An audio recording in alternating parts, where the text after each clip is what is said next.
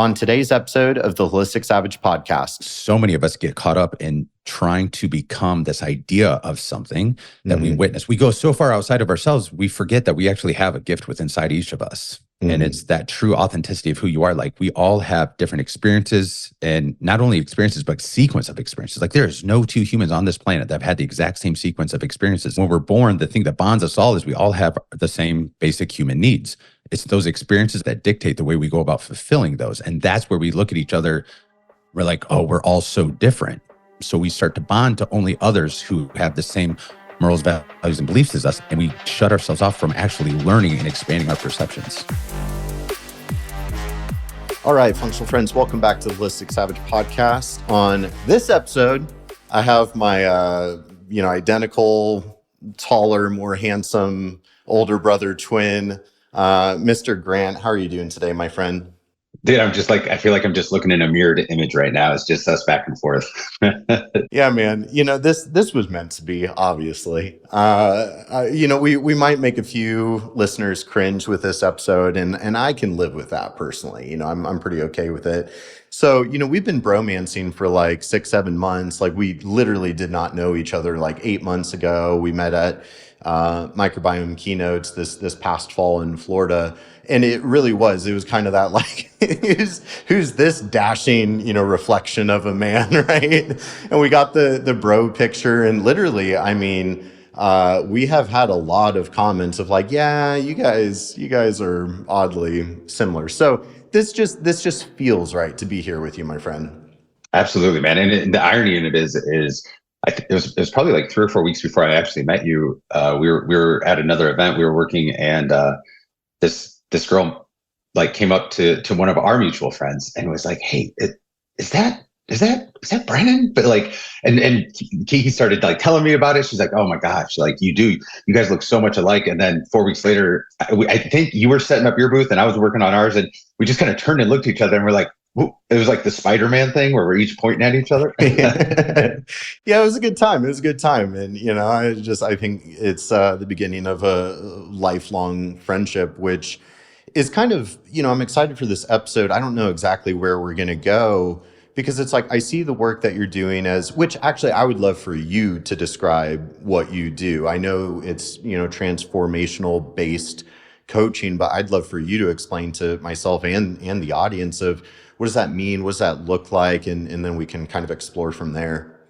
Yeah, man. Thank you. So what I do is, I refer to myself as like a high performance life coach. And essentially what I do is with whatever individual I'm working with, is we just kind of, we restructure and we restructure your subconscious. We reprogram it. And it's like so many people in today's world, I believe they get caught up in being this thing that they think they're supposed to be. And it's only based on their interpretation from a very young age, from childhood, when our parents, it's like, what do I have to do to attain my parents' love? And dad's mad at me today, so how do I appease him? Because I'm scared of him, like, because he might discipline me, or whatever it comes down to, whatever our driving force is. And then, it goes from that, and then permission. We start out with our parents. Can I stay out late? Then it's teachers. Can I go to the bathroom? Then it's coaches. Can I have a water break? Then professors. Can I have an extension on my midterm? Then it's bosses. Can I have next week off work? And we spend our whole lives seeking permission, validation, love, acceptance, all these things outside of ourselves, not realizing those are all things for us to actually be giving ourselves. And I think as men, especially, we get to a point where we think it's very like weak or shunned, because that's considered emotional. It's getting in touch. It's going within.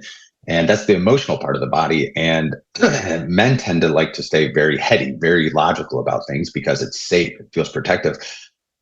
But I have yet to meet one guy that is, maybe putting up a big, strong front and I don't care. I'll jump in and I'll start talking about emotions and feelings, that as soon as I do that they don't just come to the table and they're like, oh man, like me too. Like, that's what I feel like. Thank you for saying that. And not that I look at myself like the hero, but what I think of it as, it's like, nobody wants to be the first person to jump on the dance floor at prom. But as soon as anyone jumps out there, everyone else goes. It's like everyone wants to the entire time. They're just waiting for that one person to kind of be the bridging gap.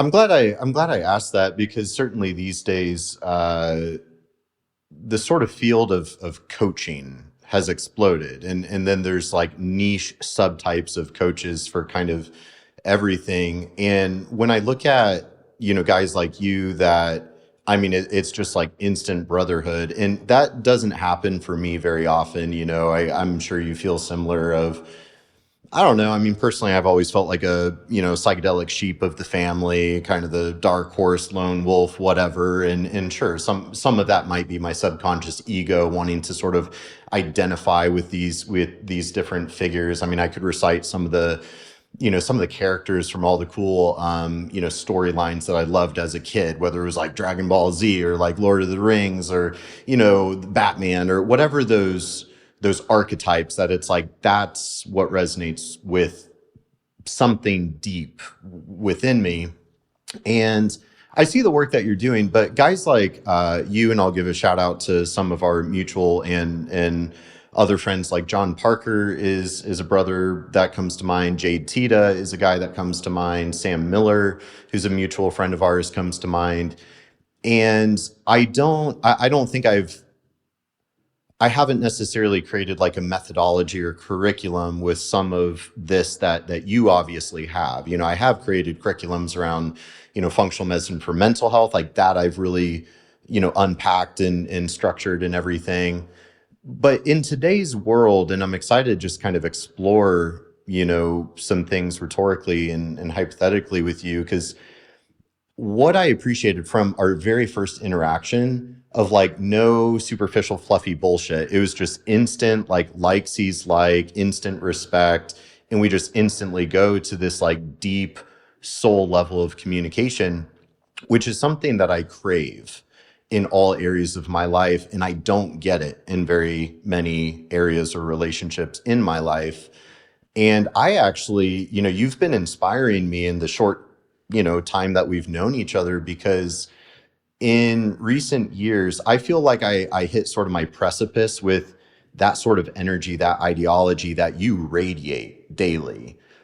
And I feel like I kind of peaked. And then because I think maybe I've had a few kind of harder years of life and I've gotten more pushback, I feel like I've almost kind of shied away from sort of that light of stepping into that, whatever it is, that sort of divine masculine truth.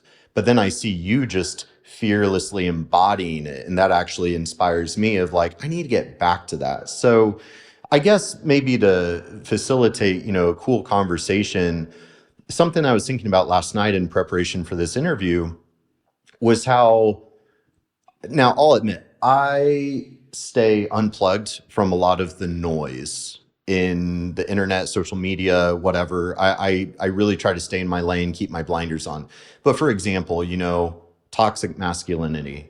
It's become like a pop culture phrase that just gets thrown around constantly. And I've never plugged into like, what is this movement that people are crying about with like, well, that's toxic masculinity. And it's like, well, then what does healthy masculinity look like anymore? And I follow some of these pages on Instagram, traditional masculinity, or some of these things, some of these like classic, I think about Stoicism, I think about Taoism, I think about Bushido and the way of the samurai. Some of these like ancient core values that men have, strong, dignified men in cultures across ancient civilizations have embodied.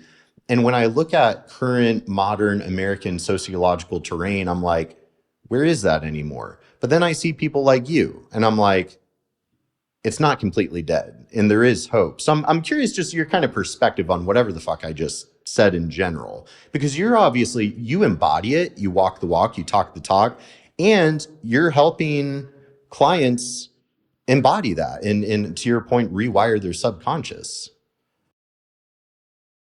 This episode is brought to you by the Metabolic Solutions Research and Education Foundation, my personal 501c3 not-for-profit foundation that's dedicated to changing the way the world views mental health. I formed the Metabolic Solutions Institute Research and Education Foundation with the intention of providing the public with the education needed to empower their self-healing efforts, while concomitantly advancing the clinical research of mental and metabolic health disorders. As an independent entrepreneur, with no investors or funding, I've chosen to launch a t-shirt fundraiser to raise money for the foundation. Clinical research is not cheap, and my hope is to sell apparel to raise brand awareness and funds so we can begin operations and serving those in need. The idea of the foundation is to put on public-facing educational events to raise money to then fund research and serve those in need struggling with their health. My vision is to have the ability to help those in need that do not have the funds to afford functional services, while collecting crucial data to advance the clinical research and, in turn, use that research to better educate the public. I can't do it alone, and I need your help. I'd love to invite you to support this worthy cause by ordering one of our awesome t-shirts or tank tops today through the link in my show notes. Please support research for mental health today. This episode is brought to you by DHA Laboratory. Whether you are a self-healer trying to get to the root of your chronic health complaints, or a functional practitioner looking to provide your clients or patients with the best lab testing available, DHA is your one-stop shop for all your lab testing needs. DHA offers self-healers the ability to order a wide range of lab testing to empower their self-healing journey with actionable data, while providing practitioners a consolidated lab test ordering experience to cut down on the hassle of ordering many tests from many separate labs. DHA Laboratory is also a pioneer in advancing the research of cryptopyral disorder, a commonly overlooked root cause factor in a myriad of mental health disorders. DHA is also the exclusive provider of the Mental Map, which is a cutting-edge lab panel that I personally designed to help self-healers and practitioners get to the root causes of their mental health struggles using the most clinically significant and relevant biomarkers available. Be sure to use the link in my show notes to learn more about DHA Laboratory to up-level your self-healing journey or functional practice today.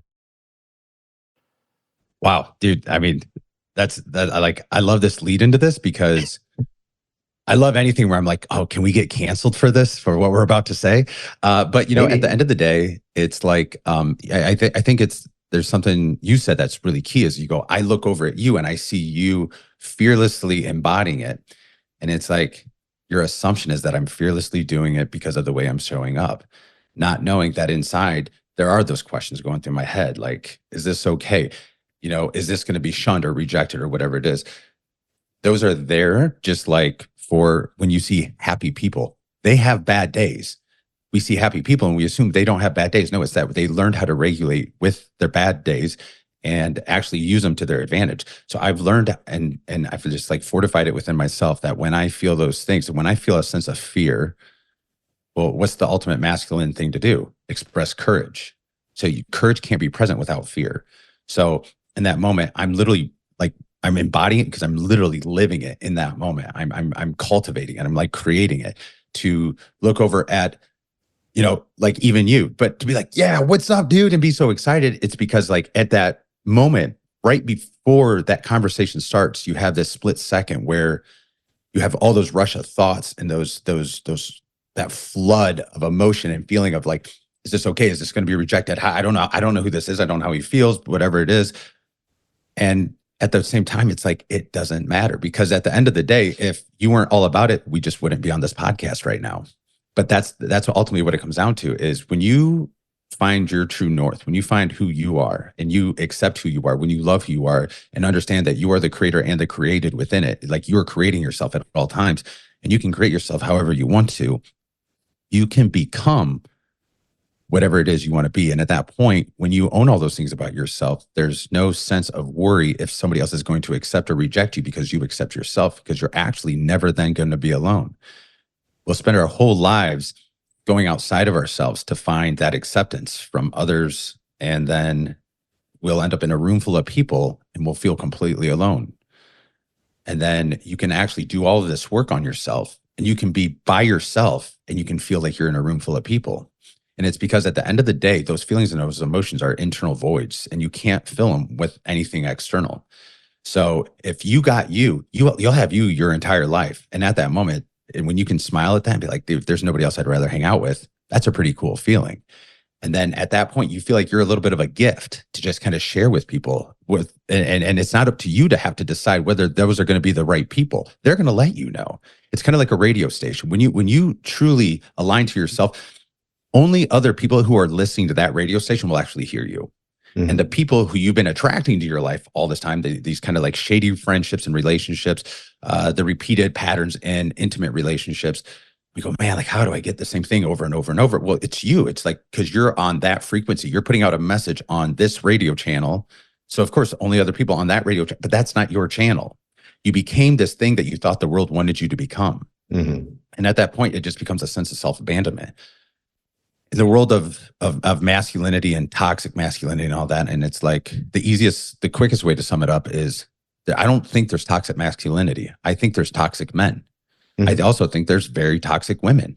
I think there's toxic humans. I think there's people who haven't dealt with their trauma, their pain, and they project it onto other people, and they don't know how to do otherwise. And then a lot of times you'll have someone, so let's say you have a woman projecting her issues onto a man, and that man is embodying, he's taking it on, he's holding space for her, he's working it up, but he has a breaking point also. So at his breaking point where maybe he lashes back out, where he raises his voice, where he changes his tonality, well, it's real easy now to use the cop out and go, oh, it's toxic. Like, look at him. And why? Why? Because he has emotion. And it's how strange is it? We have a world where everyone's saying we need men to be more emotional and be more in touch with themselves and all these things. And as soon as they do, everyone looks at them and they go, what a pussy. And it's like, that's not a man. And it's like, be the man. And then you have all this shit on social media across the board of women talking about a man must make this much money. A man must do these things and provide for me and do this and do this. And it's like, fine, sweetheart, but then you better be a traditional woman. And it's like, at the end of the day, it's like, that's fine. But we're playing with these different metrics, and we're comparing apples to oranges a lot of the time. And this isn't the old times. It's not old. That's why, there was the book, I can't remember when John Gray wrote the original one, Mars and Venus, but he came out with a new rendition of it, Beyond Mars and Venus, because I think he had said he had wrote it like 30 or 40 years prior. In the new one, he goes, because it's a new world. Like those things don't hold true anymore. So I think what we get a lot of the time with some of the men you're referring to, I think those are, and I'll throw myself in with that, is I know for me, it's like, I know what I stand for. I know what my morals are, my values are. But I also know it's not up to me to try to change the rest of the world. And all I can do is focus on myself. And then I can focus on myself. And hopefully in that process, I become something that other people can witness, as opposed to looking out in the world, finding that superhero and then trying to become like them. Well, they already exist. The people who are going to listen to them, who are going to hear the message from that hero, like they're already listening to them. It's like, I need to be something else. I need to be myself. It's actually within me. And I think so many of us get caught up in trying to become this idea of something that we witness, whether it is a character, a father figure, a mother figure, whatever it is, that we go so far outside of ourselves, we forget that we actually have a gift within inside each of us. And it's that true authenticity of who you are. Like, we all have different experiences, and not only experiences, but sequence of experiences. Like, there's no two humans on this planet that have had the exact same sequence of experiences. It's like Plinko and The Price is Right. Like, we all get dropped from the same place, but one slight deviation, and you're going to end up completely across the board on the other side than somebody else. And when we're born, the thing that bonds us all is we all have the same basic human needs. It's those experiences and those sequence of experiences that we go through in life that dictate the way we go about fulfilling those. And that's where we look at each other 20, 30, 40, 50, 60 years old. We're like, oh, we're all so different. And at that point, we're craving tribalism. So we start to bond to only others who have the same morals, values, and beliefs as us. And we shut ourselves off from actually learning and expanding our perceptions. Whew. This is going to be a trippy convo. I can feel it, man. I think, something that, while the sort of mechanisms by which you serve the collective and I serve the collective, if somebody were to go to your Instagram profile and mine, and just Instagram as a platform to communicate a message, and candidly, something I've been really enjoying resuscitating my old podcast with this new production, this new show, Because social media, specifically Instagram, is such a limited communicative channel. You only have so many, characters per caption and only so many slides. It's a very limited means to try to communicate some sort of truth or rhetoric or message to the world. And so having these kind of free form, flowy conversations, so like if somebody went to your Instagram right now and looked at mine, they'd be like, oh, completely different. And yet I think what we're doing is more similar than not. For example, whereas like, okay, I don't market myself as a, transformation coach per se. In most of the inquiries I get, it's like, well, I want to do the mental map. I want to do a lot of lab testing to find my root cause. So then you can recommend a protocol so I can throw it at the lab results and then poof, all my problems go away. When in reality, a lot of what I'm doing is actually like, okay, we're looking at clinical physiological data. And okay, I mean, we have a few physiological systems to optimize, but really that's actually not even the main thing. In a lot of ways, it's like, now let's look at the psychological healing opportunities. Let's look at, the self-limiting beliefs. In a lot of ways, sometimes the lab testing and the protocol, that's just the mechanism to get the foot in the door. So then I can hold space and then I can reflect their truth back to them. And, I can see the methodology that you've sort of innately created, that you just radiate with your essence and your being. But something, it doesn't seem to me, you just said, you have your values mapped out. You said something that I would agree to as well, of like, for me, I've had my core values figured out for many years now. And it's like, in a crazy, convoluted, virtual, digital, head pollution world, those core values, it is my true north. I feel like I'm just this kind of quantum particle drifting about the universe. And something I was saying yesterday to my girlfriend is, because we've been exploring I guess I'm gonna get that personal on this episode, where we've been exploring religion a little bit lately. We've been going to a Christian church, more so her that wanted to do that. And I'm relatively impartial. I could go to a Buddhist temple, I could go to a Hindu temple, I could go to a Christian church. I'm not going to get too attached to any of it, but I'm going to use all of those input signals to navigate my own, inner terrain and seeking truth in general. But I think, to your point, it doesn't seem to me like a lot of people have accomplished almost like a cellular sovereignty, if you will. And there is a lot of like factionism, right? It's so easy to get on Instagram and find somebody that's producing content that gives you a confirmation bias that I think at a subconscious level, people are using to justify their behavior because they don't want to do that deeper work. Do you think that's fair to say? I think both ways. I think you can get on there and you can find confirmation bias, but not realizing the confirmation bias you're actually looking for is actually a coping mechanism from the confirmation bias you don't want to have, which is your truth. And I think that's actually one of the biggest things, is that I think truth is the hardest, most uncomfortable thing for us to look at.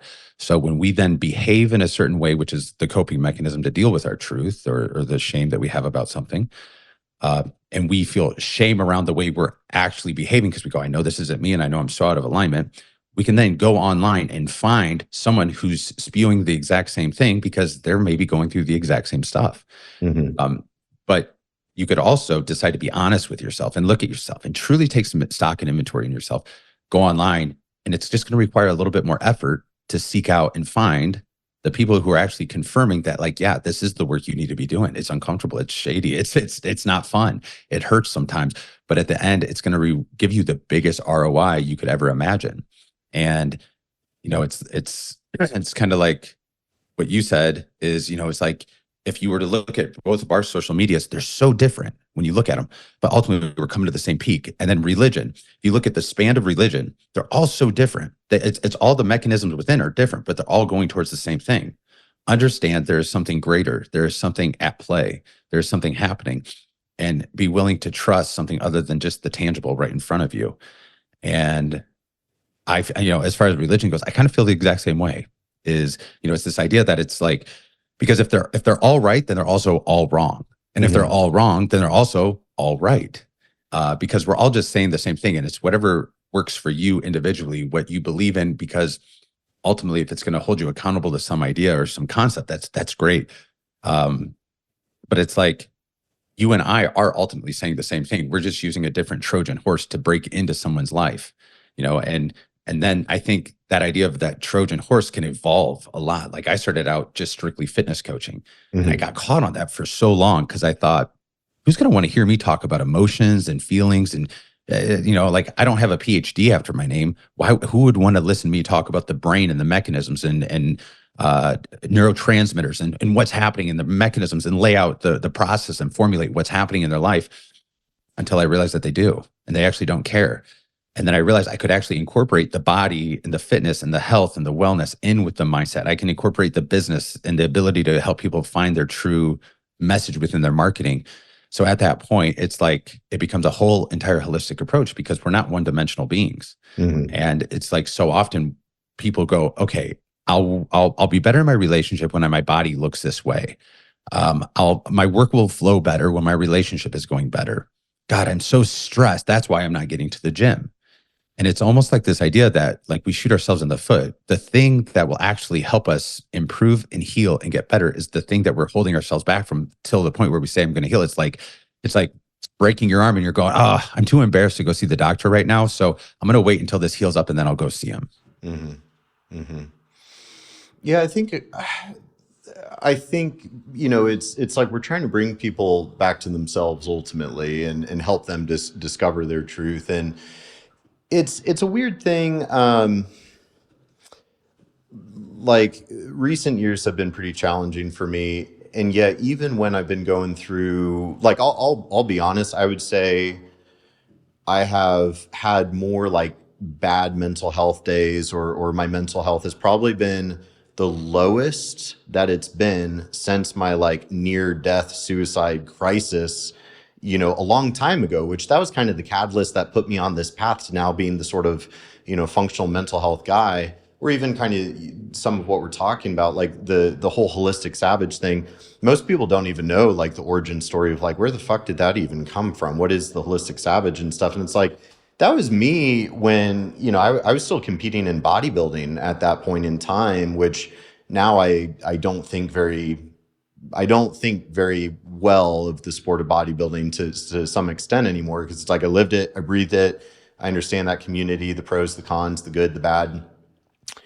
And when I created the Holistic Savage, it was, I didn't, with trying to get on Instagram, and what do I have my handle be? I didn't want people thinking I was just some bodybuilder, right? To your point about starting with fitness, I didn't want to just be associated as like, oh, he's just like a meathead bodybuilder guy that's, posting flex pictures and whatever. It's like, no, there's so much more. And so this kind of dichotomous holistic savage, like, those two words don't make sense together, and yet but it fits, it works perfectly.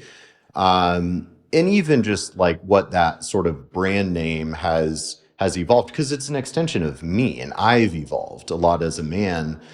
And it's weird how, for me individually, I feel so incredibly grounded in my path, where I don't know where the path is leading. I don't have a fucking clue, to be honest, but I trust it. I have so much faith in my path.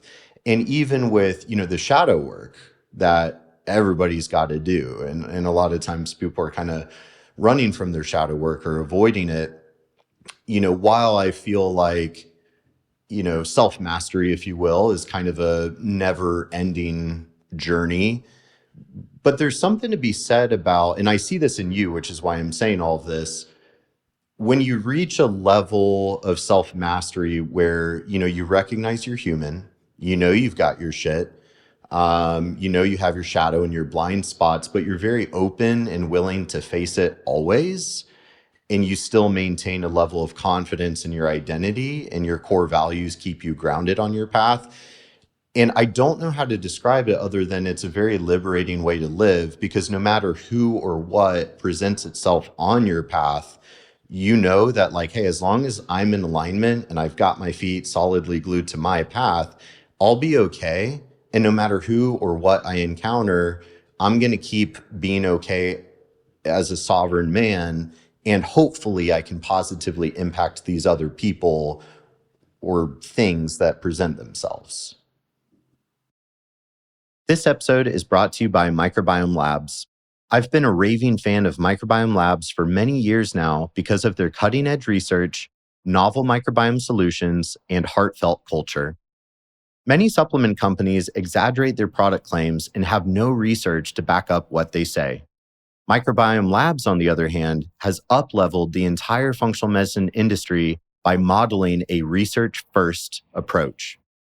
Microbiome Labs has advanced the research of the human microbiome and offers many innovative tools to improve whole body health through the garden of life that is the microbiome, including the BiomeFX stool test and the total gut restoration system. While I have used virtually all of their products successfully with my private clients, some of my favorite products include the Megaspore Biotic, their flagship product that is a multiple strain endospore probiotic that promotes microbial diversity, mucosal barrier and intestinal lining integrity, short chain fatty acid production, and whole body health. I also love the Mega IgG 2000, which is pure serum bovine immunoglobulins that act as a defensive shield in the gut to bind and neutralize many pathogens and toxins, such as lipopolysaccharide, gluten proteins, mold toxins, exotoxins, microbial components, and so much more. I also love to use their Myomax, which is a specialized form of vitamin K2 that promotes mitochondrial function and energy production. It's actually clinically researched and shown to increase volume of oxygen, or VO2, which is a very powerful indicator of cardiovascular fitness. Be sure to visit the Microbiome Labs link in my show notes to learn more and get your microbiome support today. In 2008, 2017, I went through a really bad, we'll call it a business breakup. Well, actually, it was the beginning of 2018.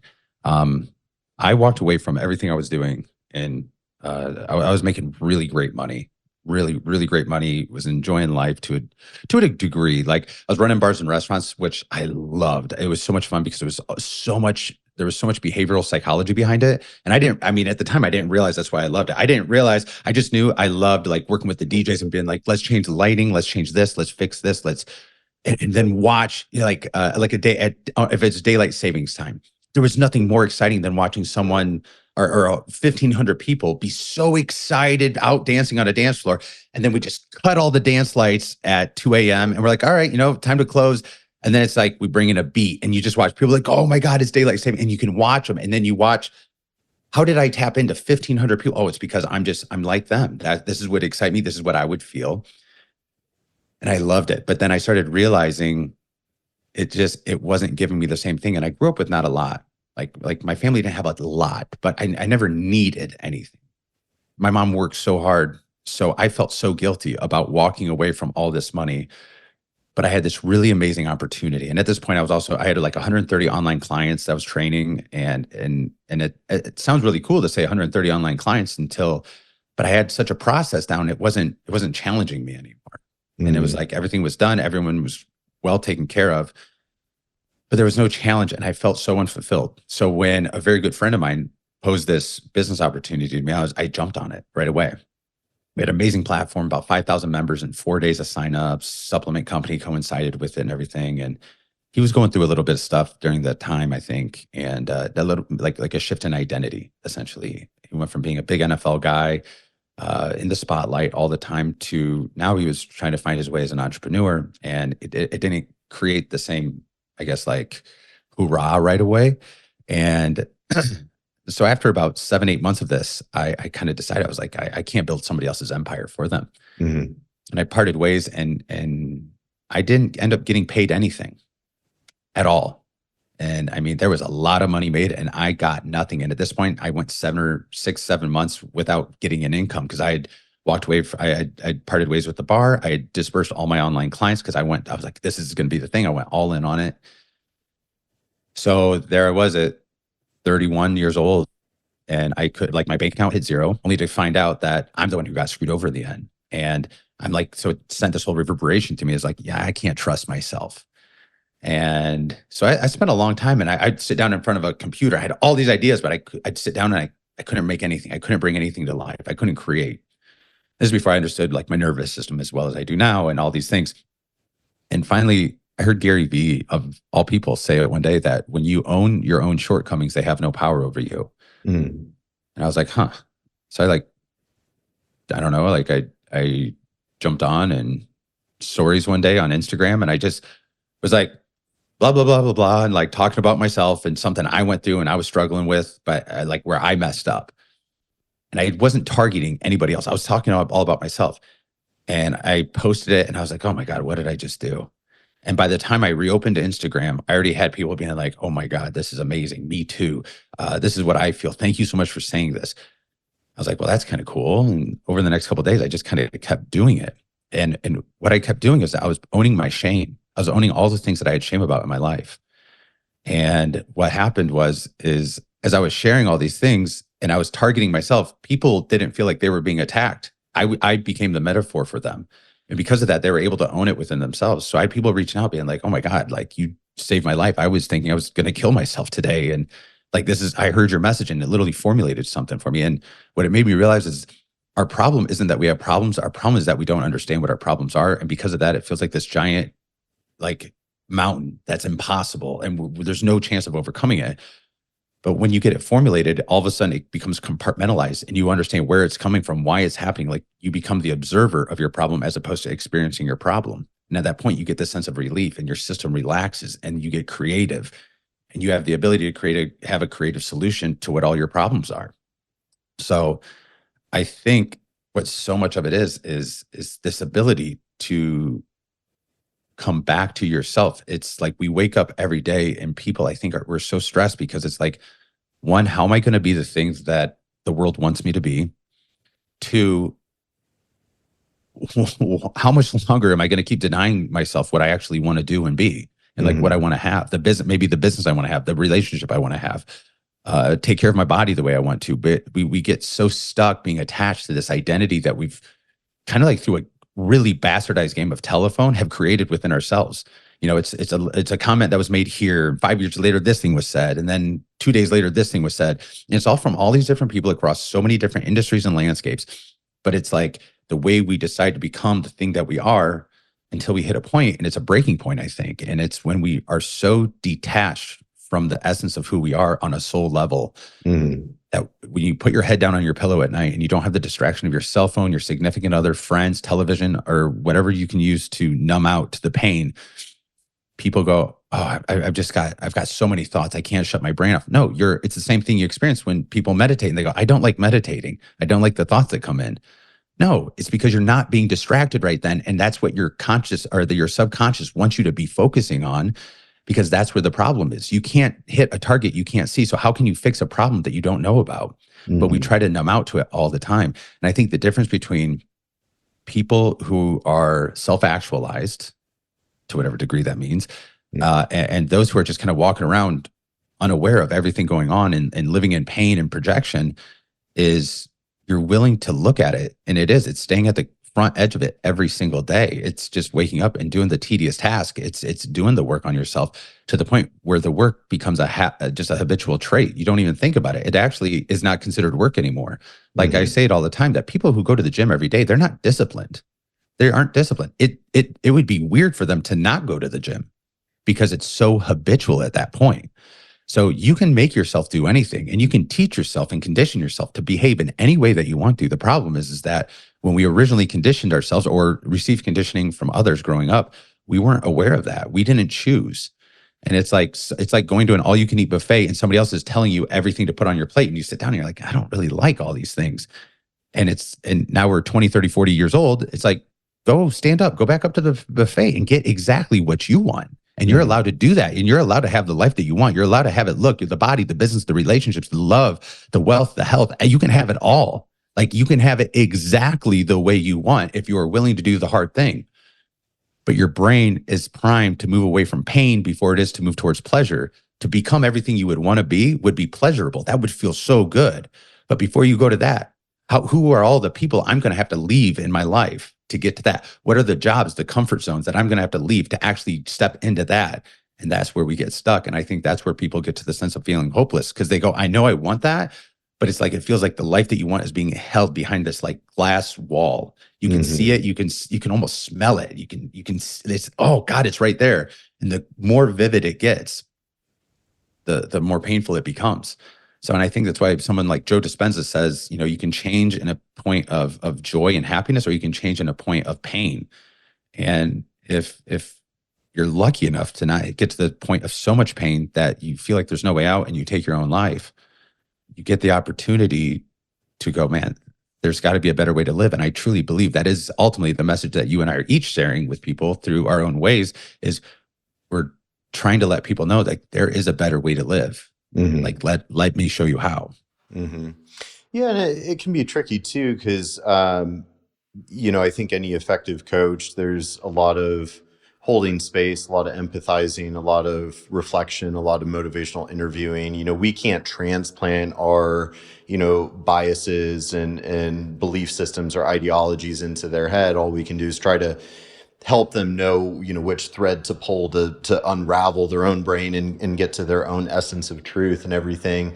And like, I spend so much time, you know, like observing humans and observing psychology. And obviously with my whole career is built around, you know, mental health, and specifically like functional medicine for mental health. And kind of, you know, one of the angles, if you will, that I take, because to your point, I think at the core of what I do, I think it's pretty identical to what you do, but sort of the angle, and what endlessly fascinates me about mental health, I'm not wearing the tank top with the brain yin yang right now, but that brain yin yang, I always refer to it because it's really to illustrate the contrast between the psychological aspects of mental health struggles versus the physiological, right? You know, because it can get really, really blurry really quick. That's what I think makes mental health so fascinating and complex and sort of nebulous and cryptic to navigate, where there's so many people suffering. And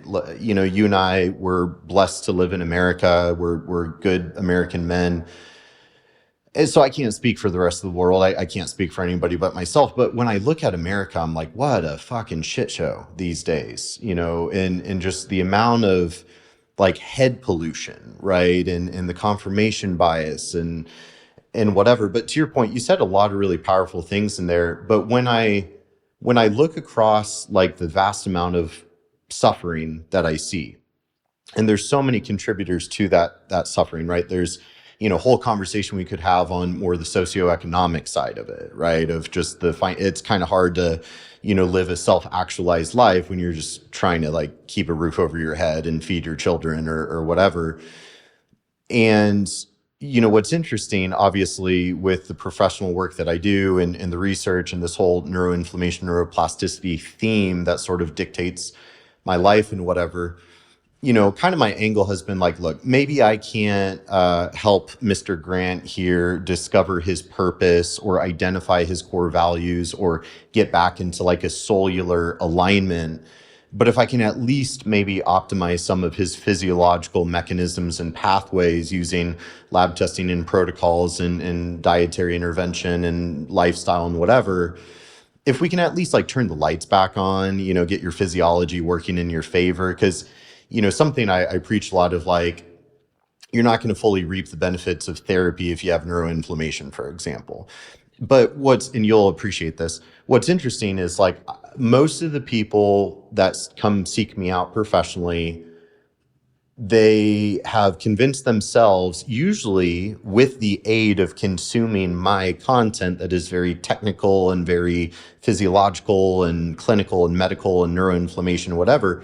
So they've kind of convinced themselves through consuming my content and other content that like, well, gosh, I feel like my brain's on fire. I must have neuroinflammation. I must have nervous system dysregulation. I must have mold illness and MCAS and all these things, right? And that's what gets them to reach out, because they think that they might have this physiological, tangible root cause that's causing, you know, their mental health suffering, which is largely psycho-emotional suffering caused by not living in alignment with their authentic truth, right? And don't get me wrong, my friend, like, yes, when I run my fancy lab testing, yeah, I always am able to identify some tangible physiological healing opportunities or optimizing opportunities, whether it's like, oh, good God, your HbA1c is at 6.5 and your insulin levels are at 10 and your C-reactive protein's at 7. So like, that's kind of a simple, like, we can fix that to get your brain working better. But I would say the majority of the time,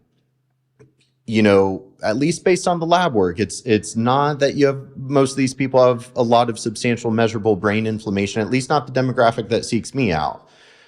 I would really postulate and argue the majority of these people, it's largely psycho-emotional based suffering, which to me is very fascinating, because then I spend a lot of time philosophizing and spiritually kind of reflecting on all of this.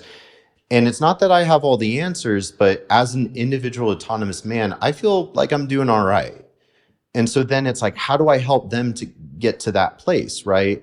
But to your point, in a lot of ways, we are evolved of, run towards pleasure, run from pain.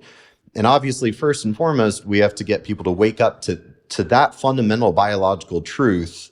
So that way we can kind of transcend that reptilian brain and primordial mammalian programming of like, the self-actualization is transcending those primordial mechanisms. It's going above like just being a product of biology that you'll like this. So I have this working theory about the human ego, right? Because I think you would probably agree a lot of human suffering is very egoic, rooted in nature. And I'll be curious what you think about this, where it's like my current working theory is like, I believe that the human ego is this evolutionary biology mechanism of self-interest. Because if you think about like whether a human or a monkey or a bacterium or a fungi, mycelium, whatever, if a biological entity and organism didn't have some sort of like epigenetic mechanism of self-interest, some sort of built-in wiring that compels the organism to look out for itself, to seek shelter, to seek resources, to proliferate, to take up space, to reproduce, to contribute its genetic content to the Darwinistic game of evolution. If an organism didn't have a mechanism of self-interest, that organism would die off. It would fade into the Darwinistic game of natural selection over the eons, right? So that's kind of my working theory around what the human ego really is. It is that built-in mechanism of like, I have to be looking out for what feels good for me so that I can do what I got to do to survive and proliferate. So that, because it's your genetic content begets your genetic content. Your genetic content has no other desire but to fulfill itself, just like a virus, right? And so as much as kind of having an ego sucks, every time we get triggered, it's like, oh, well, your ego got triggered is what happened. Every time we get triggered and hot and bothered, it's constantly the ego. And these days, as I'm sure you see, there's so much kind of like, kill the ego. And it's like, no. Embrace the ego. Make that shit this powerful servant for the higher self, right? And there's this funny meme that I've been seeing circulating a little bit lately, and it kind of makes fun of the psychedelic movement. And I mean, don't get me wrong, this is a psychedelic art piece right here. I love psychedelics, it's great.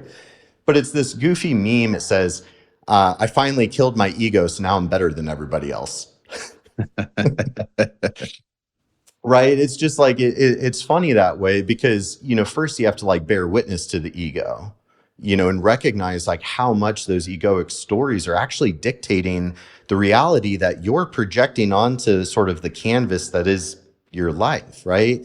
So I guess I'm curious from you as a transformation coach and somebody that has done a lot of work in this arena, where does somebody start? Like they're suffering and they don't even know why they're suffering. And it's multifactorial, right? But like, where does somebody start unraveling this? Of how do they get to a place of alignment? How do they get to those deeper senses of purpose that then sets them free? Wow. Okay. So I'm gonna try to articulate this. This is happening in real time right now. Right. Because I've never actually had this posed to me this way, and I love it. What it makes me think of is finite and infinite games. And if anybody doesn't know what that is, it's like finite games are a known amount of players, known outcomes, known, like understood what the rules are, agreed upon by both sides. You're playing to win. Infinite games are any amount of players, any kind of rules. You can come, players can come, go, whatever it is. And the goal isn't to win. The goal is just to stay in the game as long as possible. And if you put a finite player versus a finite player, like two baseball players, good outcome. They both understand what's going to happen. If you put a finite player or an infinite player versus an infinite player, they both understand what's going on. But if you put a finite player versus an infinite player, now you're having two different set of metrics, and it's going to be skewed. It's never going to work out. And Simon Sinek uses the example of like the Vietnam War, for example, that like America was playing to win. The Vietnamese were playing simply to survive and continue their way of life. So like we dropped out because in an infinite game, you go until you no longer have the will or the resources to continue. And it's like we were just losing, we had so many casualties and there was no point in continuing. So I think this is what happens with the ego also, is because, so as you were saying that, I was like that, yeah, we do have to have a self-preservation aspect to us where we do have to have self-interest. Okay. So we have self-interest. I want this for myself. And then we lose that ego though, to be what we think everybody else wants us to be. And we suppress our ego. But the ultimate ego that we would want to have would be the thing that would get like where we would be in the future, that future high elevated version of ourselves that is exactly living, breathing, doing, and has everything they want to have. And the version of you has to be right now, has to be willing to tap into your ego, to do what is right for you, to get you to that ultimate higher version of yourself. Because this new big kick that I've been on with all my clients is F your feelings. F your feelings right now, because the feelings you will get to experience, because the feelings you have right now, the emotions you have right now are the things that are keeping you from becoming the ultimate version of you that you really want to have. So let's say you became that ultimate version of yourself, the feelings that you would get to experience, the fulfillment, the joy you would have in your life at that point, well, those will totally trump what you're currently experiencing. You'll be able to look back and be like, man, you just had no idea what was possible. And it's like, but again, it's like tapping into both sides of those, and is having to understand, I think that there's many, many layers to the ego, and there's the ability to use it to your advantage, but it's also going to hinder you at the same time, because your ego is going to say, I need to take care of myself. Your ego is also going to say, I need to not do this because I'll be rejected, which would be a blow to my ego. So then we don't go out and proactively do, and we start reactively living our life in reaction to everybody around us all the time. So to me, the way the ego serves us the best is when you utilize it proactively, and you utilize it proactively to become all the things that you want to become, as opposed to responding to the ego blows that you take. That was very succinct and powerful for whatever the hell came out of my mouth before. I think it's hard to put some of this into words, and this is where I bet you've probably experienced this. I feel like there's a natural arc, and it may or may not involve psychedelics. It's hard when we get into this level of sort of rhetoric. It's hard to not refer to psychedelics, just because they are such a powerful tool that makes some of figuring this out easier. And maybe to just interject a little blurb on that, where it's like, obviously there's a lot of people that talk about a bad trip, and these days, just because there's more psychedelic information than like ever before, now there's a lot of information that kind of pushes back against this even idea of there's such a thing as a bad trip, right? And I'm kind of that mindset. I try to be kind of unbiased, and I try to not interject my own opinions too much. I can't say I've ever had a bad trip, despite the experiences that I've had. But to me, I mean, and I imagine you would agree, I'm sort of assuming that, I guess, where, to me, psychedelics are a very powerful experience of the self, and they're going to enhance and illuminate whatever your truth is, whatever is written on the fabric of your soul. It's going to blast that to the forefront of your mind. So if you're going through a dark phase in life, like, that's going to just get blasted in your face even more. And that's usually what kind of the quote unquote bad trip is, where it's like everything that you've been oppressing and avoiding, even if it's subconscious, all of that is about to get blasted and heightened, for a good like 6 to 12 hours while you're tripping on whatever substance. Doesn't even really matter so much which one. So to me, it's like, yeah, I mean, a bad trip is you were not ready to face what, your truth really is. And now you're stuck with it, and it's on full. I literally was just writing down pretty much what you're saying right now, because I was like, a bad trip equals you're currently still experiencing it. Right. And something I've noticed, so what I was getting at because I remember when I had sort of what I would cliche define as my awakening phase, right? Where, I've always felt like, okay, I have this sort of intuitive, like, I feel like there's more, and I'm kind of pulling that thread. So I was kind of already on that path. And then, I get turned on to psychedelics and I dabble with that. And then all of a sudden, using the psychedelic, it turns the lights on, and it confirmed everything that I hoped to be true about life, about the human experience, about love, right? And it's like, oh my God, I'm so grateful that I found these substances. I'm so glad that I've experienced this, because it confirms what my essence, my soul has always hoped to be true about the human experience. And here's the thing, then you get that confirmation. It's like, oh my God, I'm infinite. Everybody's infinite. The human experience is infinite, da, da, da, da, da. But something I've been kind of playing around with, it's like, you know what? When the drugs wear off and the high fades, there's no escaping the human condition. You still got to pay your taxes. You still have an ego. You can't just be like tripping balls on psychedelics all the time and dissociate from reality. But and so then you kind of go almost through like another dark night of the soul of like, okay, well, I've done the psychedelics, and, they didn't save me from suffering. They didn't save me from the human condition. So then that's like the other side of the roller coaster. And it's like, well, shit, if psychedelics aren't going to like save my psyche and soul, like there's no hope, right? And then there's a resurgence from that though. And it just keeps fucking going, right? But what I've noticed even in recent years, and I think this is powerful, especially to people that maybe haven't done psychedelics, but they're trying to do this level of work that we're talking about, whether it's sober, whether it's using substances and integration or not, it doesn't matter. But what I've noticed is, and I don't really use psychedelics as much as maybe I used to, but I have noticed when I take a psychedelic, while sure my physiology changes, I'm heightened, I'm high on the substance, my serotonin receptors are being blasted into oblivion, but my psychology and my way of thinking doesn't change at all.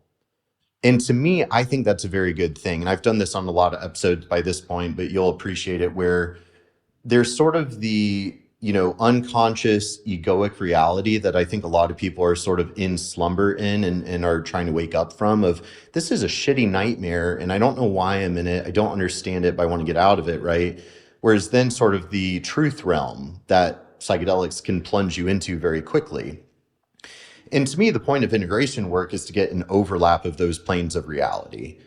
And if you're doing the real work and you're doing the integration work, those planes of reality should overlap. And sure, life happens, fear creeps in, self-limiting beliefs creep in, stress, whatever it is, and it kind of pulls our soul apart. And we get that separation of truth versus our human experience. And sometimes, a little psychedelic dabble can kind of reintegrate and realign you, can refresh you. But just, I guess the point I'm making I think, at least for me, I feel like it has confirmed, okay, I'm doing something right, because even when I take the substance, my psychology doesn't change at all. I'm thinking about things and looking at things the same way as I would when I'm sober. I'm just a little extra right now and a little manic right now.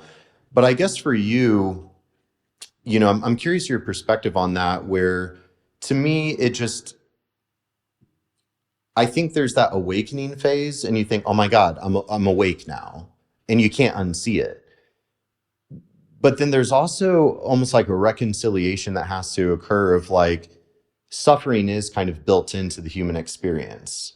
And no matter how much inner work or shadow work or psychedelics or whatever that you do, there's something to be said about embracing the mess of the human condition. But I really liked what you said with the, finite games and infinite games. Like, I've never heard that. I've never thought of it that way.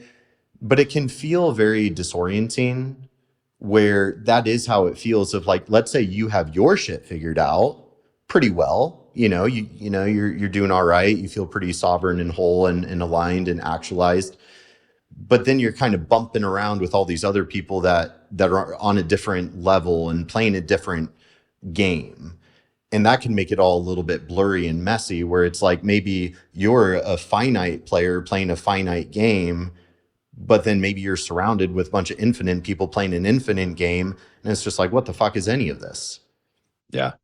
Yeah. I think so. So life itself is infinite. Life is an infinite game. You stay in as long as you can, and as long as you have the resources and the will to keep going. But we compare ourselves on finite measures. So things like I don't make as much money as they do, so I'm worthless in this infinite game of life, and my life hurts. So it's like we're mixing up the metrics essentially. And it's like if you're here, like if you're even listening to this podcast right now, like you've already won. Like you're here, you've made it. And it's like you have air in your lungs, you have a heartbeat in your chest. Like you can do anything. And I know that sounds like yeah, like woo, let's be rah rah. No, it's like you are literally alive. If you weren't here, you couldn't do anything. Like you have no chance at changing it. I believe that, it's like that whole saying where it's like people think we're humans trying to reach a spiritual experience, when I believe we are spiritual beings that are getting the opportunity to have this embodied worldly human experience. And we only get it for so long. Like I really do believe that wherever we were, maybe a mothership or somewhere else, a different dimension, whatever it is, before we came here, it's like you saw what your entire life was going to be like. But you also saw what the outcome was going to be. And it's like, oh, that's going to suck. But like, look at what that outcome's going to be. Let's do it. Let's do it. Because I know it's going to eventually get there. So then it actually is, what if it's not a matter of if? What if it's just a matter of when are you going to actually take that step forward? I think psychedelics are the blueprints. I think psychedelics are like blueprints, and then integration is like the construction process. You wouldn't go out with the hope of building a skyscraper and just stare at the blueprints over and over and over and over and be so afraid. You'd eventually have to take those blueprints and go put them into action and start building. And I think what people do so much of the time, they get infatuated with the high of psychedelics, and it feels so good. And the come down of coming back to reality, that like when people leave a vacation. Well, what is a vacation? It's a moment away from your routine, everyday, habitual pattern of doing things. So it feels like so much less stress. It feels so nice. But if you lived in that same place and did those same things every single day, you would find new stressors within it. So it's a momentary away from your norm. And it's like, if you were able to find that peace and you're able to feel that good, when you go back to reality, back to reality tomorrow, Mondays, we're like back to reality. What if it's just like, what if you could integrate by bringing like those moments, the weekend, the vacation, a psychedelic trip? It's actually just it's like opening like getting to see behind the cloth. You get to see behind the curtain, and you're like, what's possible? And it's because I see that is possible. I need to just bring that belief with me back to reality. So if I love being on a beach and I hate that I now have to fly back home on Sunday and then go back to work on Monday, well, then I am living out of alignment. I need to figure out a way to be able to go work on a beach. Truly. Like that's how I believe it has to be. Like, and people will hear that and they're like, oh, that's not reality. No, that's not your reality. And that's why you feel the way you do about life. You feel trapped, you feel stuck. And what I think psychedelics are so beautiful about is it gives you the opportunity, like you can have whatever intention you want going into a ceremony. And I just want to say, like, I really do think it is, and this is completely my own opinion. This is biased in my own views. I don't dig the idea of people having like a vape pen of like DMT, and it's just like hitting on it every now and then, or it's like just, oh, it's Friday night, let's just get together with some people and we're going to rip some shrooms and just smile a little bit more. And it's like, that's not intentional. That there's no intention behind it, because like you can really use these things as a powerful, amazing tool. So when I say ceremony, I'm talking about very intentional setting and giving yourself the space. You actually have it planned out. You have someone there able to, either a shaman or someone trusted to, help facilitate for you. Because I think when you just use it all the time and play around with it, you stop valuing it and you don't get as much out of it as you possibly could. But it's funny, it's like we always say a bad trip. Have you ever heard anyone be like, had a good trip? Nobody says I had a good trip. It's just Mhm. like whatever it is, like it just was the absence of the bad. And like you were saying, I think a bad trip is when you are currently still going through the thing, and when you like it's so painful to see. I think what we would consider not a bad trip is where we just get formulation out of it, and we go, oh my god, it makes sense. Like the first time I ever did bufo, I'm laying there, I had like, these tears coming down my face. And I remember you're not really aware of what's going on around you, but I'm laying down and like the tears falling down. I'm like, oh my God, I've never felt tears like this on my face. They felt almost like a different texture, like they were just pouring. But I kept touching my waist and like my pelvis. And all of a sudden I just like inhaled the deepest breath ever. And I was like, oh my God, like I don't think I've ever breathed into my belly before. And when about an hour later, I'm out of it and everything, shaman's like, you don't need to try to formulate anything right now. I'm like, no, I know exactly what it is. I was a very heavy kid growing up. I had the most luscious man rack ever. I used to walk around hunched over with like trying to suck my gut in. I never breathed into my belly. I always breathed into my ribs to try to hide my belly. It was formulation. It was so beautiful. I was like, oh my God, it makes sense. The very next one I did about 6 months later, it was one of the most uncomfortable things because it was something that was actually currently happening in my life. It was so much pain and when I was in it, I knew it was going to be there when I came out of it. I wasn't escaping anything. It wasn't formulating. It was showing me what I needed to look at. And that's the thing. You can have any intention you want going into a ceremony, but the medicine will always show you what you need to see. Mm-hmm. And for the people who want to say things like, oh, why do you need medicine or why do you need a substance for this? It's like, do you know how many substances you're ingesting in your food, in your drinks, just in general environment that calcify you from being able to access these parts of yourself? Mm-hmm. So I don't think there actually is anything negative about using something to combat those. I think that's what it's actually combating. And it's this idea of pulling us back to our primal self, getting you back to your true instinct, getting you back to your own intuition to trust yourself. Because it's like the way I always describe it to my clients and people is like, you know how to eat. You don't need a fitness coach. You know how to get your message out. You don't need a business coach. You know how to handle yourself within your relationship. You don't need a relationship coach. But the problem is that years ago, if you hold up a piece of sheer cloth, you can still see the light through it. But if you hold up 2 pieces, you see a little bit less, 3 pieces, a little bit less, 4, 5, 6, you keep going to the point where we have hundreds and hundreds and thousands of these pieces stacked. And it's like, that's all around your body. And you can't literally see the essence of who you are. You do have an internal light glowing, but you can't access it. So what I think a real coach does, and I think a good guide does, is it's not about building you. It's not 10Xing you. It's taking away those pieces of cloth and those pain points, because those are traumas and triggers and coping mechanisms and defense mechanisms that we've created throughout our life just to survive, but they don't necessarily serve us anymore. They did for a time, so you can be grateful for them, but you don't need them on a day-to-day basis. And sometimes your body and your brain get it wrong. They read things the wrong way because all they care about is keeping you alive. So it's like, and with what I do, it's not, hey, let's 10X your business. It's, why don't we 10 times faster get rid of all the shit in your life, because you actually know what it is already. You have it inside of you, and you got to get back to trusting yourself and being able to realize you can listen to yourself. You have all the answers. You have so much wisdom. I love what we're digging into, and it's like super like meta and philosophical. And I would imagine most of my audience is right there with us right now, and then some are probably like, what the fuck are you guys doing right now? I really like how you put that with the layers of cloth and everything, and I try to be I strive to, I never want to be like pushing my personal biased agenda onto anybody, let alone my listeners. So of course, like with psychedelics, I personally love them. I feel like my life is better having used them. And obviously there's that nuanced conversation of, there's still some degree of stigma and whatever. There's a lot of layers to that.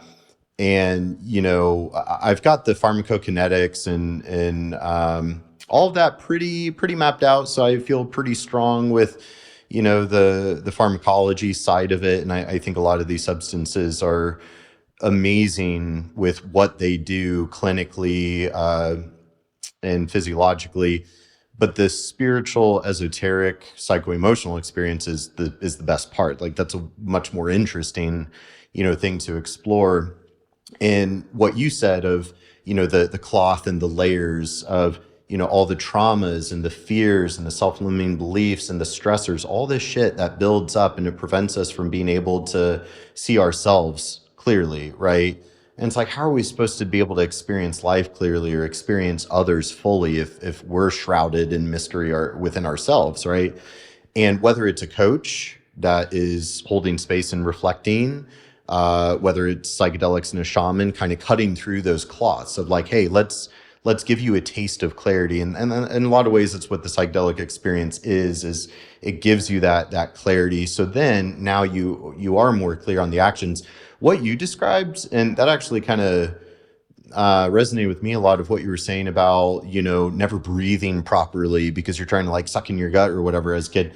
I remember, and I was never, I was always like a small, skinny kid or whatever. But I remember even as early as like elementary school, I'm thinking of San Diego. I'm with my mom and my sister at a pool at a very young age. Whatever the conditioning was, whatever, got me, thinking this way. But I was very self-conscious about my little, boy belly as a kid. And whether it was at the beach or the pool, at a very young age, I learned like I need to brace my abdominal cavity and I'm flexing my abs and I'm doing a lot of shallow chest breathing. And I did that shit for years, decades. It really wasn't until probably like my, mid 20s that I'm like, I need to fix my breathing, and sure, like I grew up doing martial arts anyway, I don't need to go on and on about it, but just it's stuff like that, those kind of intuitive, it seems like it should be obvious. It seems like it should be common sense that like a sentient human would catch themselves and recognizing like, I'm not doing diaphragmatic belly breathing. I'm not effectively oxygenating my body, but sometimes you need something like, the psychedelic to sort of tap into that part of the brain to make the intuitive forefront and obvious. Well, I think what we can compare it to is look at like you have a place that you drive to every day. Maybe it's work, maybe it's the gym, maybe it's somewhere 20, 30 minutes away that you go on a regular basis all the time. And then all of a sudden one day you show up there and you're like, shit, how did I get here? And you don't even realize that you're like, you drove, you blacked out. So, and I use this example all the time that it's like, you mean to tell me that you drove like anywhere from 30 to 70 miles an hour, making all these turns, hopefully not hitting other humans, with other people doing the same thing right beside you. And you got to your destination, the same one you go to every day, and you have no idea how you got there. And it just goes to show that like your body now knows how to do it better than your brain does. You don't even question it. So at one point when you were a little kid, and same for me, it's like I thought that insecurity was conscious, that insecurity was prevalent. I have my shirt off. I'm here. I'm at a beach. I could be judged for this right now. So hold the gut in, breathe shallow into your chest. And you do that over and over and over and over and over. And all of a sudden you're doing it when you have a shirt on. You're doing it when you have a snowsuit on. You're doing it when you're at dinner. You're doing it everywhere, to the point where you then live the next 20, 30 years of your life and you don't even realize you're doing it because your body knows how to just hold itself in that way better than what your brain does. And it's like, what I think psychedelics can do are, I think it's like, if I had a big wound and if I cut my hand, nobody would have a stigma about me putting a Band-Aid around it, right? Nobody would be like talk trash about it or cause anything. In fact, most people would go get me a Band-Aid for it. But why, when your soul is bleeding, do we think it's wrong to put a Band-Aid on that? To like handle something with that. And it's just because like we don't tend to understand, because, and it's like, oh, well, in that case, it'd be really easy to be like, oh, well, that's just a Band-Aid. That's not going to fix your problems. That's right. A Band-Aid doesn't fix your problems either. A Band-Aid gives you the ability to stop the bleeding long enough for your body and your immune system to do what it's meant to do, and you don't make a mess everywhere. And the same with a psychedelic. Psychedelics, and like the experience itself, it does not cure anything for you. It gives you the space, the capacity, and the new target to hit in your own reality when you come out of it, for you to cure yourself. It gives you the ability to do it. It's what facilitates it. It doesn't do it for you. The same way a Band-Aid doesn't heal a wound. It just gives you the ability for your body to do what it's naturally meant to do. And your body knows how to do these things. Like, when's the last time you thought about breathing outside of doing breath work? When's the last time you go, oh man, like the wind's blowing, my eyes need a water. Like, when's the last time that you were about to eat and you go, okay, this is what I'm planning on eating. Activate these enzymes to start firing right now, and I need my mouth to salivate. Your body has been choosing you every single day, your entire life, every single day. Every single time you get sick, your body knows what to do. You don't know what to do. You curl up on a couch and you're like, I'm going to eat chicken noodle soup and I'm going to complain and ask for work off and not go to school. But your body goes to work handling it and taking care of you. Ideally, if your nervous system isn't kicked on and super elevated, which shuts off your immune system, it's like, if it's done this for you every single day, your entire life, what would happen if you started working with it? And when you become aware of what your body is capable of, and you become aware that you can't think greater than how you feel, all of a sudden, it's not shallow to take care of your health anymore. Maybe it shouldn't be, oh, you're just vain because you're working out. And maybe it's not about the metrics of, can I have abs? Maybe it's, can I live my life? Can I feel better? Because if I can feel better, then I can think better. If I can think better, I can truly tap into myself. And it's like, life is hard. Like, dude, like being a human isn't necessarily easy. Like, it's just not. There's a comedian, Tom Papas.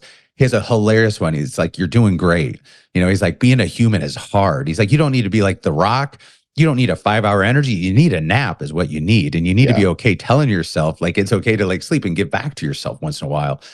And it's like, but we're in this hyper competitive world. And I don't want to, not hyper competitive, comparison world, I think. We're comparing ourselves. We're all comparing ourselves. And it's like the next person just has to do a little bit more. I woke up at 5. Well, I woke up at 4:30. Well, I woke up at 4. Oh, fuck, I didn't even sleep. And it's like you get to a point where you're breaking down your body for this external result or hope of what someone's going to see.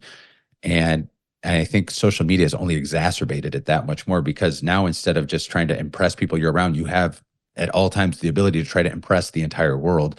So it's like, you know, and for people that are like, well, that's not true. It's like, cool. When's the last time you just ordered food and did not think about what it was going to look like on your social media feed? Like, when's the last time you went to the gym and you didn't give a shit about what you wore to the gym? You thought, okay, I'm going to be wearing this and I'm probably going to have to shoot a video and I'll have this, or I'll show this or share this, whatever it is, or on a date, whatever it is, or you were just present.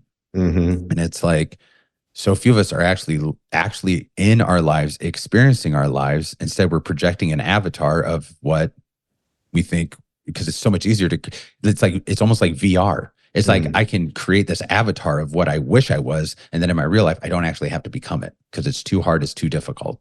I like that a lot. Super powerful and the thing is like that, the high that you get from that, you know, it's so transient. The external validation high, it's so fleeting. It's so transient.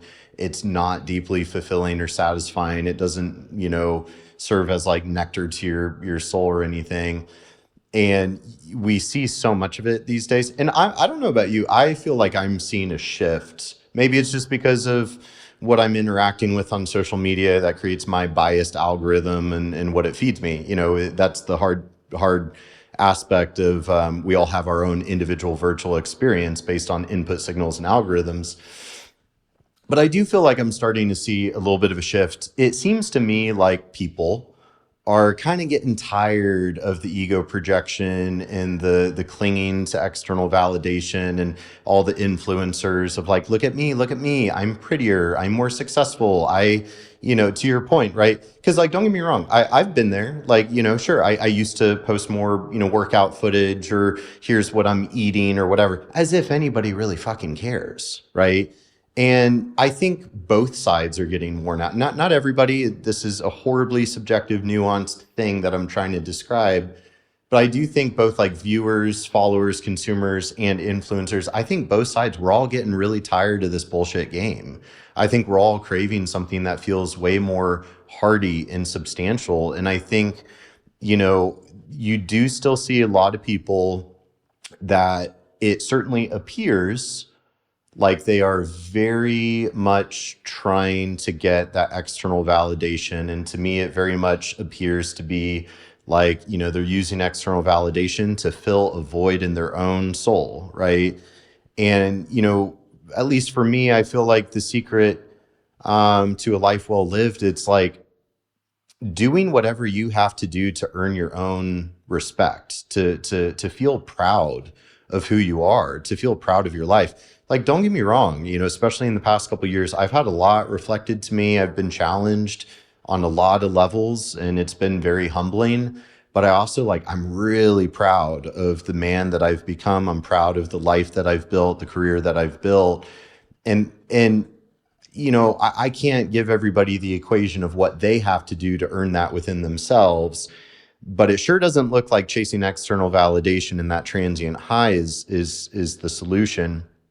So I'm curious, as we start moving in the direction of a wrap up, but there's kind of two big things I want to hit, because one, I do want to have you give, some tangible kind of actionables to the audience of I'd be really curious to hear what are some of the things, the practices or whatever it is that you non-negotiable things you got to do to maintain alignment within yourself.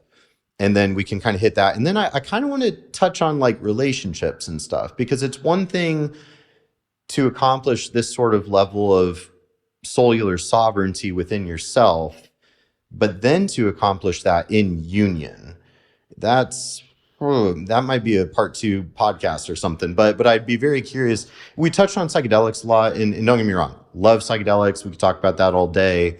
And for example, the way that I met you was you were setting up a cold water plunge, and you do a lot of cold water plunging and stuff. So I'm curious, what are some of the mechanisms, be it, nutrition, fitness, psychedelics, whatever, that they are the things, the practices that help you maintain your alignment? Yeah, man. So I want to hit real quick on, absolutely. Saying about the chasing of that external validation is, it's if you really think about it, if you love yourself, if this idea of you have to love yourself before you can truly love another. It's this idea that because you don't know how powerful your love is, you don't know what it would be valuable for, you don't know how good it would actually be. And you couldn't actually receive love from another because you wouldn't think you're worthy of it. So we actually continuously need validation when we don't. But the things we always need validation in are the things that we don't actually believe about ourselves. So we're looking for somebody else to give it to us, but it's not going to actually give it to you because you're not going to be able to receive it. Think about compliments. How often, you look great, man. Oh, just trying to look like you, bro. Just trying to, we deflect everything. How uncomfortable do you get at Christmas, maybe, or a holiday, opening a present in front of people? Mm-hmm. The majority of people, especially the majority of people I've worked with, I myself used to so uncomfortable opening a present in front of people because I didn't know how to respond. I appreciate it so much, and I could just say thank you, but there's this point of, if you don't believe you deserve it, to say thank you is saying I believe I deserve it and I receive this. Yeah. So it's so breaking into practices, a really cool thing is to start saying just the phrase, and it's uncomfortable at first. If you struggle with these things, if you struggle to think you're worthy of things, if you think you don't deserve compliments, instead of going, no, you just trying to be like you, or yeah, right, not me, or someone goes, you look good, and you're like, you're full of shit. Just say, thank you, I'll receive that. Yeah. And it becomes a practice of allowing yourself to truly receive these things from people, allowing yourself to receive. If someone's giving it to you, it's we're so afraid. It's we're always trying to build up more credit to ourselves because we're so afraid to go into debt energetically. So it's people do this stuff all the time where it's they want to buy the meals or the drinks or whatever for everybody else, but they don't want anyone to do it for them, because I'd rather have it be built up instead of me ever feeling like I owe anybody something. And it's the feeling that I don't deserve it in the first place. So if they're giving it to me, I am now indebted to them and I owe them. So one of the first things you can do is start saying thank you, I'll receive that, and leave it at that. You don't have to return the compliment, because, and just so people know, the majority of the time when somebody gives you a compliment and you immediately give them the same one back, they don't believe you. It doesn't feel real. It's you're saying that because I just said that to you and you feel obligated to do so. Right. So let's see, cold baths, cold immersion throughout the day. I always ensure that I do one thing that I don't want to do.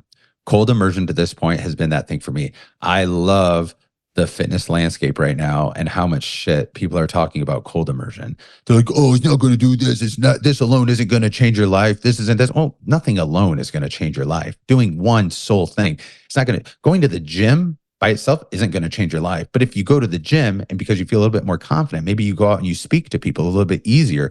And now you start realizing there's camaraderie. And now you can interact with people easier. And because you interact with people easier, now you're feeling a little less triggered by everything and a little less stress. Maybe I'm not going to be alone forever. Well, because of that, now my nervous system relaxes on a regular basis a little bit more. And I stop waking up every day just full and ridden with anxiety and then letting that control my entire day.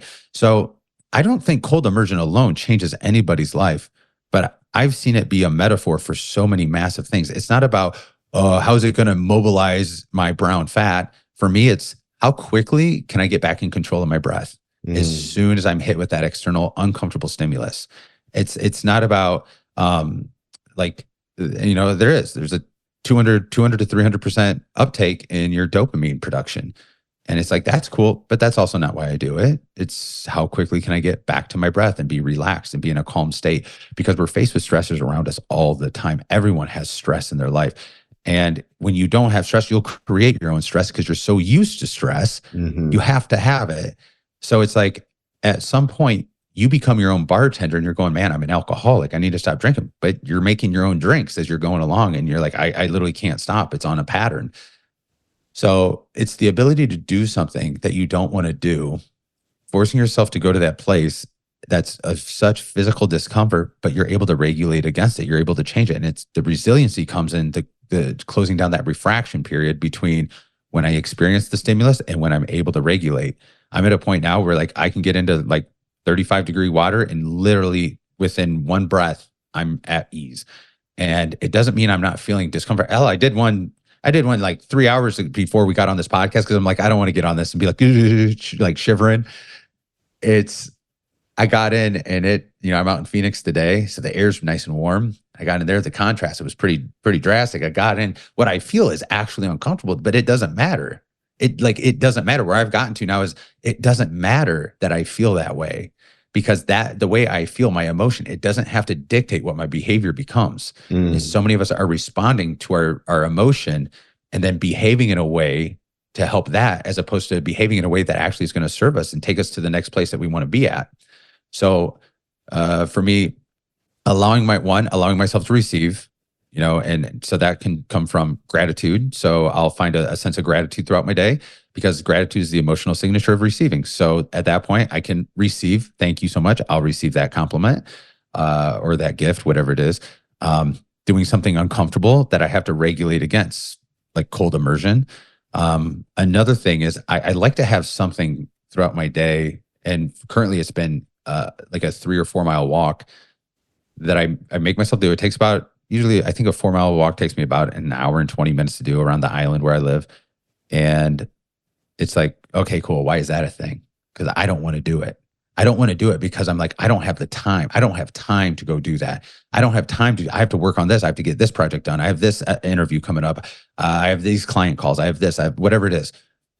And it's like, yeah, the reason I do that is to regularly on a daily basis. I do this every day, and still every day I feel the same way about it. I'm like, I can't do it. I don't have time for that. And it's like, how many things are you shutting out of your life that you're saying, I don't have time for? So it's like, I'm doing that. And somehow it's funny. It's like, I'm doing all of these things and I'm getting into the best shape of my life right now, but it's not because of that. It's like, I'm not chasing leanness or a body fat percentage or a scale weight or to look a certain way, but I feel the best I have felt literally ever right now. Like today, I feel like I'm living at the edge of my life right now. And it's where I've wanted to be forever. And it's all I want to do is help other people get to that same place. But it's like we seek out comfort all the time, and we don't even realize we're seeking out comfort. We don't realize the stories we're telling ourselves on a regular basis. And it's like when you start pushing yourself to intentionally do something uncomfortable and that you can overcome that, cool, great. When you start realizing you actually have more time than anything, and time is your greatest commodity, and we don't utilize it, we don't take advantage of it, you start becoming so much more appreciative for the things in your life when you realize, man, I do have time and I can control my time. I'm not a slave to all these other things. I can actually do whatever I want in this life. I'm just telling myself. So all of a sudden you start realizing all the limitations you've put on yourself, the rules you've sworn you have to live by are completely fabricated, and they're like a mirage. Because I'm a big believer that there's only two rules in life, and it's don't harm another and don't get into anyone else's way of getting to the things they want in life. Outside of that, it's free game. Anything's on the board. Because it's like, think about it. Like, what about laws and this and this? Okay, cool. Yeah, but like if you're willing to suffer the repercussions of it, like you can still do things. Like you got to stop telling yourself, I can't do it because of this. No, there's no reason. If there are humans that sever their spinal cords, if there's people that have all this nerve damage that are told you're never going to walk again, and they manage to learn how to retrain their body through power and like willpower, you're going to tell me like you can't put down an addiction to a substance because you aren't willing to look at, you're not addicted to the substance, you're addicted to the outcome of that substance. It's like, why? Because it's uncomfortable? Because this is what your identity is? Yeah, it's uncomfortable changing your identity. It's uncomfortable to have anything get changed in your life without your power, but how you respond to it is 100% within your power. And when you start owning that and you start practicing those things every day, that I am in control, dude, I feel like the entire landscape of everything you experience changes. Super powerful. I mean, breaking the chains of self-domestication, right? And, you know, some days it's going to be more manageable than others, right? You know, I wish that it was like, okay, once you achieve that state, you know, you learn how to maintain it. And it's almost kind of like you're fighting to maintain like 99% alignment. I don't know that 100% it ever fully happens, kind of thing. You get those really good days. You're just feeling aligned AF and solid. And this is where, you know, to just acknowledge some of the nuance of, there's a lot, like I had Carrie Jones on the podcast like last week, and so talking a lot about hormones and stuff, and I was saying to her, you know, hormones are very powerful. You know, it's amazing how, like, you know, some of the more spiritual, philosophical, psychological things that we're talking about in this conversation, you could have the best of intention with all of that, but like, let's say your progesterone is completely deficient. Maybe it's a woman with PCOS or something like that, or, you know, a guy with like low testosterone and some estrogen dominance or whatever. So just kind of fact, or let's say there's a zinc deficiency, which is actually extremely common. You know, some of these things, when the physiology is dysfunctional, it completely clouds your ability to really do this.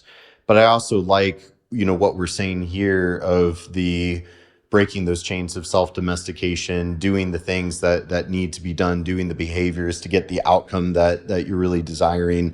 Something I wrote down earlier, and I didn't say, because you kind of alluded to it, of how like when you're on vacation, you know, if you lived that life every day, like you would find something to stress about, you know, within that new container that, you know, at first it's an escape, but if you spend long enough in that container, then that container will feel like a prison, you know, unto itself. That's kind of the human mind playing games with us, because that's something too, you know, I definitely am seeing this more and more as I age, of, you know, your perceived problems and stressors, they evolve with you. You know, that's the thing. Like you can evolve and evolve and evolve, and you transcend the old problems and the old self-limiting beliefs, but then new ones kind of arise, you know, through, like, I look at even the landscape of my life these days, where if I could rewind the clock 5 years and go back to that younger Brendan, like he would do anything to have the life that I have right now.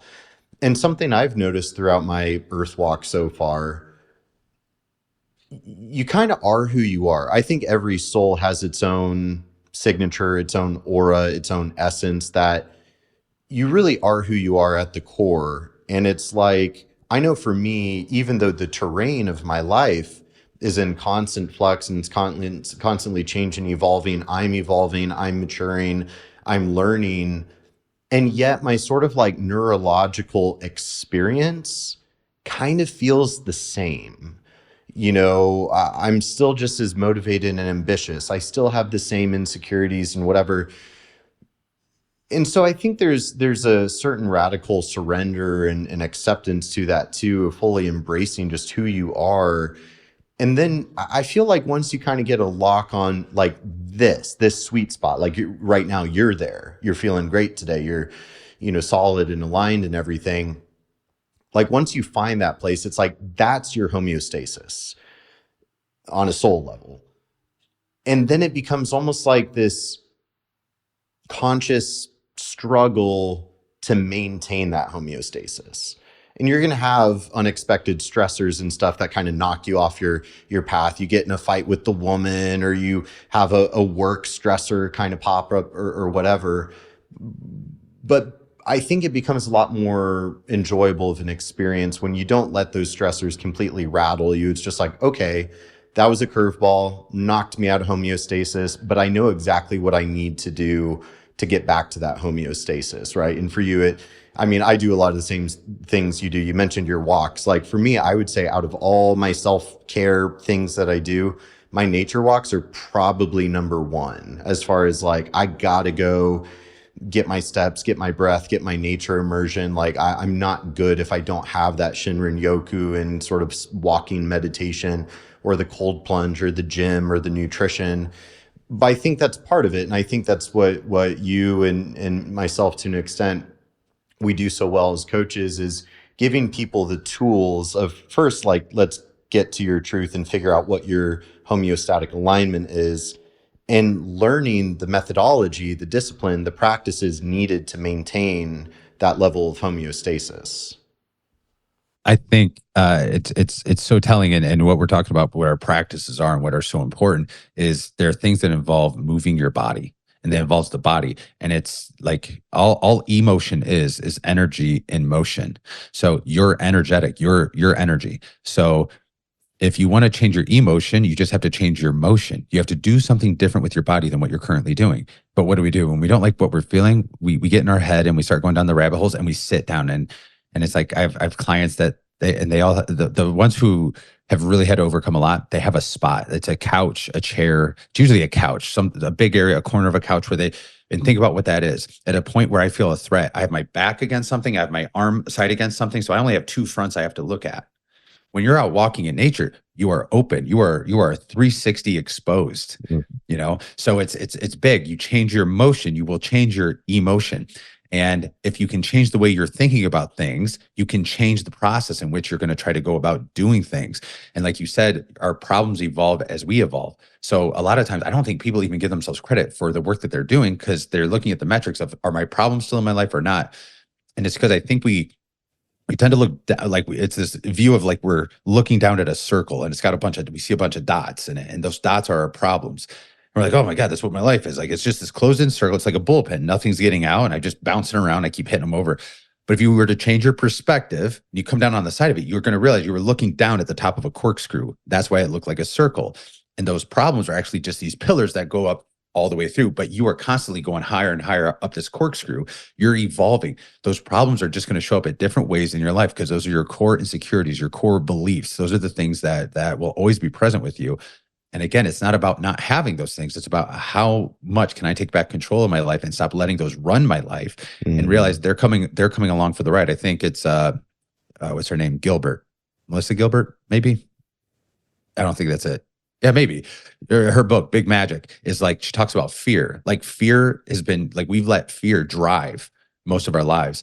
And it's like, until you get back in the driver's seat and you put fear in the back, and you're just like, you're coming along for the ride. Like, you're coming no matter what, but you don't get to touch the radio. You don't touch the windows. You don't control anything. And you don't even talk. You're coming along for the ride, because you got to be there. You're going to be present. And I think all of us are trying to get rid of these things. We're trying to act like what are these practices to get rid of the pain in my life, the fear in my life? And it's like, you don't want to. Like, at some point, like, you're here, you're alive. The fear that you had over things have helped you. You no longer put your hand in fire because you got burnt the first time you did it. You locked something in.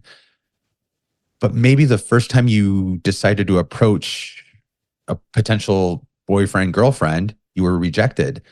And we approach that the same way. Now we do the same thing. I got hurt. I got burnt. I don't ever want to put my hand back in that fire again. Well, not putting our hand in an actual fire, good thing. Not willing to like take that leap and like go talk to people, that's not really going to serve us that much. So you're always going to have those. And you said that idea of like, I get to this point of homeostasis. Well, then the next issue becomes, how long can I maintain this homeostasis? And I always think about this like a jump rope. Like, when I used to jump rope all the time, you start jump roping, you're like, ah, damn it. You catch your foot, you go again, like, shit. And then you start going, you get a couple in, and then you trip up. And then next thing you know, you're going and going and going. And you're like, oh shit, I'm doing it.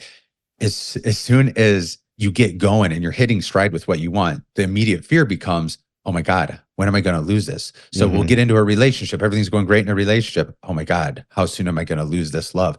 I get my body to where I want. Oh, I'm probably only going to be able to maintain this for a little bit of time. I make the amount of money I want. Oh God, I'm probably going to shit all this money away. And then we carry out those behaviors because what you focus on is what you start bringing into your life. It's your reticular activating system. You will find all the information around you based on whatever story you're telling your brain. It doesn't care. So it's like, and this is, to me, this is the epitome of what manifestation actually is. It's not just sitting on a couch, shoving like 4 large pizzas in your mouth, being like, I'm going to be skinny. I'm going to be skinny. It's creating the idea in your head and envisioning it so much that you actually start carrying out and walking and talking and breathing in the way of that version of yourself would. And you attract that literally into your life. If you focus on the negative all the time, you're only going to find more negative because your brain's going to seek it out and it's going to manipulate the information, maybe even things that could be somewhat good. And it'll pull it in because it's like, I always do the example with people. It's like, look around the room and find as many blue objects as you can in 5 seconds, count them up.